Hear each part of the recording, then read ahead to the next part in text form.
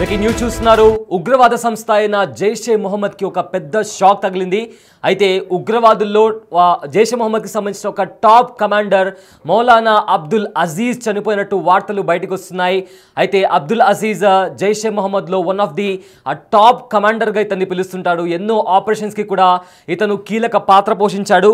అయితే జైషే మొహమ్మద్ లోని top commander అయిన మౌలానా అబ్దుల్ అజీజ్ ఈసారి చనిపోయినట్లు కూడా చెప్తున్నారు. గుండెపోటుతో అతను చనిపోయినట్లు కూడా ప్రచారం నడుస్తుంది. కానీ నిజానికి వాస్తవానికి కారణం ఏంటనేది కూడా ఇంకా జైషే మొహమ్మద్ అఫీషియల్గా ప్రకటించలేదు. గుర్తు తెలియని వ్యక్తులు ఎవరైనా చంపేశారా, అటాక్ చేశారా అనే కోణంలో కూడా కొన్ని అనుమానాలు బయటకు వస్తున్నాయి. అయితే జైషే మొహమ్మద్ సంస్థలో అతి క్రూరుడిగా అబ్దుల్ అజీజ్ పేరు ఇప్పటికే చాలాసార్లు వినిపించింది. పంజాబ్ ప్రావిన్స్లోని బక్కర్ జిల్లాకు చెందిన బక్కర్ జిల్లాలో అబ్దుల్ అజీజ్ అక్కడే జన్మించాడు. అక్కడికి సంబంధించిన ఆ ప్రాంతానికి చెందినవాడు. అయితే ఏదైతే మసూద్ అజహర్ అతని హెడ్ క్వార్టర్స్ కూడా ఈ బౌలలాంపూర్ ఏరియాలోనే ఉంటుంది. పహల్గామ్ ఉగ్రదాడి తర్వాత భారత త్రివిధ దళాలు పాకిస్తాన్లో, అదేవిధంగా పాకిస్తాన్ ఆక్రమిత కాశ్మీర్లో ఉగ్రవాద దాడులు చేసిన తర్వాత ఏదైతే మసూద్ అజహర్కి సంబంధించిన మద్రసా దగ్గర కూడా దాడి చేసింది బౌలలాంపూర్లో. అయితే ఇతను అదే ఏరియాలో అక్కడే ఇతని అంత్యక్రియలు జరుగుతున్నాయన్న వార్త కూడా బయటకు వస్తుంది. అయితే ప్రజెంట్ అతను ఎలా చనిపోయాడు, గుండెపోటు కారణంగానే చనిపోయాడా లేదా ఎవరైనా బయట వ్యక్తులు అతన్ని హతమార్చారా అనే కోణంలో కూడా ప్రజెంట్ వాళ్ళు దానికి సంబంధించి కూడా ఎవరైనా చనిపోయారా అనే అనుమానాలు కూడా బయటకు వస్తున్నాయి. అయితే రీసెంట్గా భారత వైమానిక దాడులు జరిగిన తర్వాత ఎక్కడైతే వాళ్ళ లష్కరే తోయిబా అదేవిధంగా జైషే మొహమ్మద్కి సంబంధించిన హెడ్ క్వార్టర్స్ ఉన్నాయో అదే ప్లేస్లో అతని అంత్యక్రియలు కూడా జరగబోతున్నట్లు కూడా ఇప్పటికే సమాచారం. అయితే లష్కరే తోయిబా కమాండర్ అయిన అబూ సైఫుల్లాని కూడా సింధు ప్రావిన్స్లో కొంతమంది గుర్తు తెలియని వ్యక్తులు కూడా కాల్చి చంపేశారు.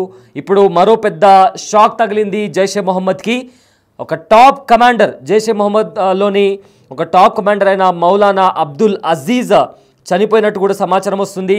బట్ అతని మరణం వెనుక ఎన్నో అనుమానాలు వస్తున్నాయి. ఎందుకంటే గుండెపోటుతో చనిపోయాడా లేదా ఎలాగైతే సైఫుల్లాను లష్కరే తోయిబాకి సంబంధించిన కమాండర్ అబూ సైఫుల్లాను ఎలా అయితే హతమార్చారో అలానే ఇతన్ని కూడా ఎవరైనా చంపేసిన తర్వాత దాన్ని గుండెపోటులాగా చిత్రీకరిస్తున్నారా అనే కోణంలో కూడా ఇప్పుడు కొన్ని అనుమానాలు బయటకు వస్తున్నాయి.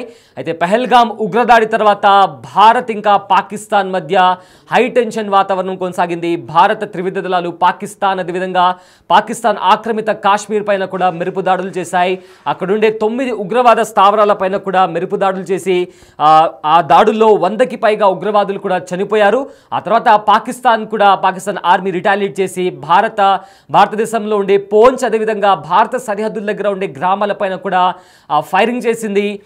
దీంట్లో చాలామంది భారత సైన్యానికి సంబంధించిన సోల్జర్స్ అదేవిధంగా కొంతమంది అమాయక ప్రజలు కూడా చనిపోయారు. ఆ తర్వాత కూడా భారత్ చాలా గట్టిగా సమాధానం ఇస్తూ రిటాలియేట్ చేసింది.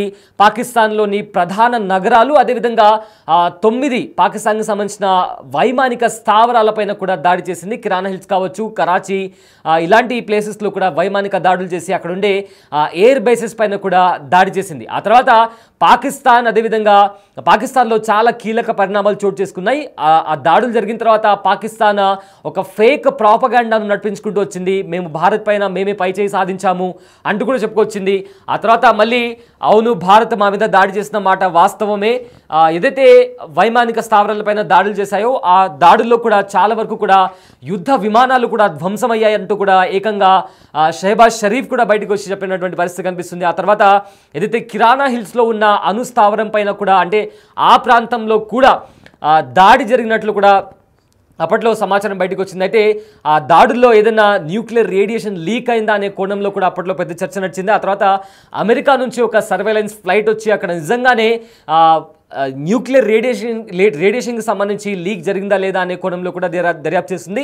సో ఇదంతా జరుగుతున్న నేపథ్యంలో ఆ తర్వాత లష్కరే తోయిబాకి సంబంధించిన ఇప్పటికే ఉగ్రవాదులను హతం చేసిన పరిస్థితుల్లో అంటే ఆపరేషన్ సింధూర్ చేపట్టిన తర్వాత కూడా చాలామంది టాప్ కమాండర్లు అండ్ కొంతమంది కీలక ఉగ్రవాద నేతలు చనిపోయిన తర్వాత కూడా లష్కరే తోయిబాకి సంబంధించి ఒక టాప్ కమాండర్ అయిన అబూ సైఫుల్లాని కూడా ఓపెన్గా కొంతమంది గుర్తు తెలియని వ్యక్తులు దుండగులు అతన్ని కాల్చి చంపేశారు.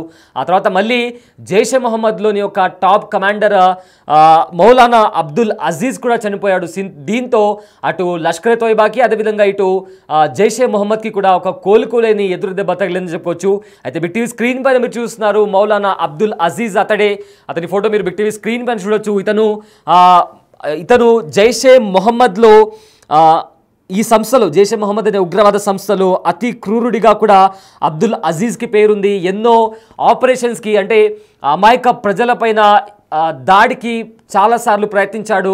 ఎవరైతే పాకిస్తాన్లో ఉంటున్న యువకులను కూడా వాళ్ళను మతం పేరిట వాళ్ళను తప్పుదోవ పట్టించి వాళ్ళ బ్రెయిన్ వాష్ చేసి కూడా ఉగ్రవాదం వైపు కూడా లాక్కునే ప్రయత్నం కూడా చేయడంలో ఇతను కీలక పాత్ర పోషించాడు అనే పేరు కూడా ఇతనికి ఉంది.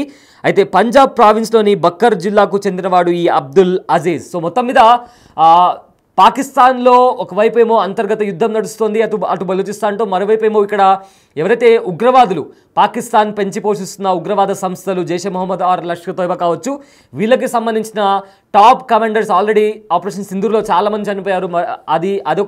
అదొక వైపు నడుస్తుంటే మరోవైపు ఏమో కొంతమంది దుండగులు రీసెంట్గా సైఫుల్లాని చంపేశారు. ఇప్పుడు రీసెంట్గా అబ్దుల్ అజీజ్ కూడా చనిపోవడంతో ఈ ఉగ్రవాద సంస్థలకు కోలుకోలేని ఎదురు దెబ్బ తగిలిందని చెప్పి అనుకోవచ్చు.